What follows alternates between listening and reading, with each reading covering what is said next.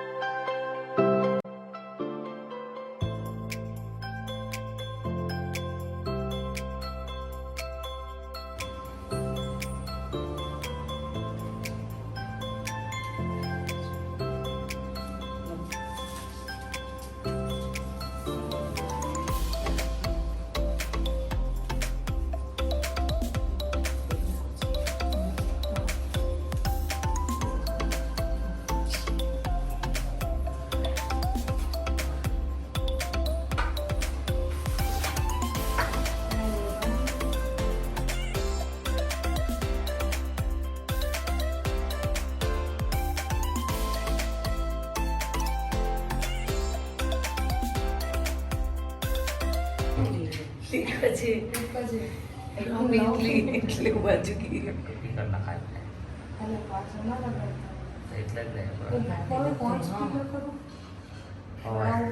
સાથીઓ પર પહેલા, હા સાથીઓ તો મને સાથીઓ પર લે દે પહેલા.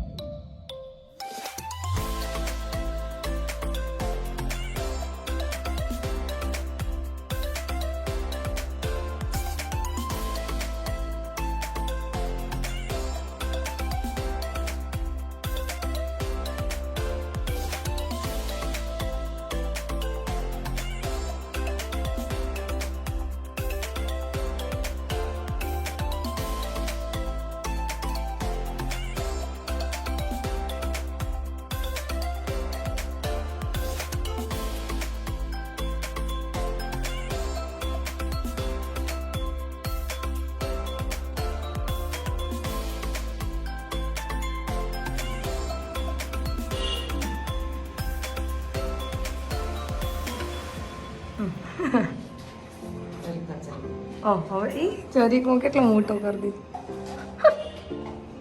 મારી મમ્મી નજર ના લાગે. આજે કીધું ઓળ્યા દીક મહિનો લઈ જાઓ ને, જેઠ મહિનો જમાઈ ભૂતતા હે પછી બતાવીશ શું સવાલ બવાલ નહીં ને આપણે અરે ના કેવું લાગે નવું ઘર આફ્ટર અ લોંગ ટાઈમ? ખૂબ સરસ કેવું છો?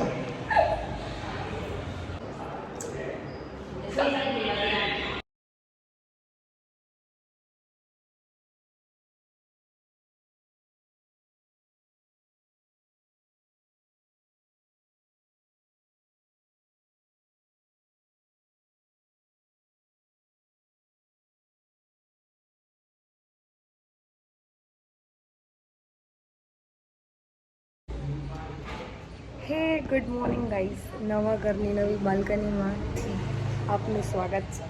યાર વર્ષો પછી પોતાના ઘરની ફિલિંગ આજે હું અનુભવી રહી છું ને, એટલી ખુશ છું અને પ્રાઉડ ફીલ થઈ રહ્યું છે મમ્મી પપ્પા ઉપર. અમે લોકો આવ્યા હતા ગળો મૂકવા માટે આજે નવા ઘરે. ખરેખર એટલી ખુશી થઈ રહી છે ને કે હું એક્સપ્લેન નથી કરી શકતી. આ બાલ્કની છે અને પાછળનું view છે.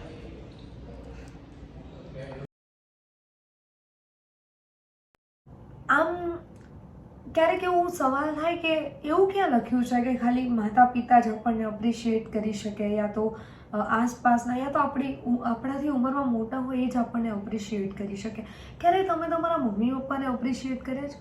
ક્યારે તમે એમને કીધું છે કે યાર પપ્પા I am so proud of you, મમ્મી I am so proud of you, તું જે કરે છે, જ્યાં છે, જે કરી રહી છે ને અત્યાર સુધી તે કર્યું છે?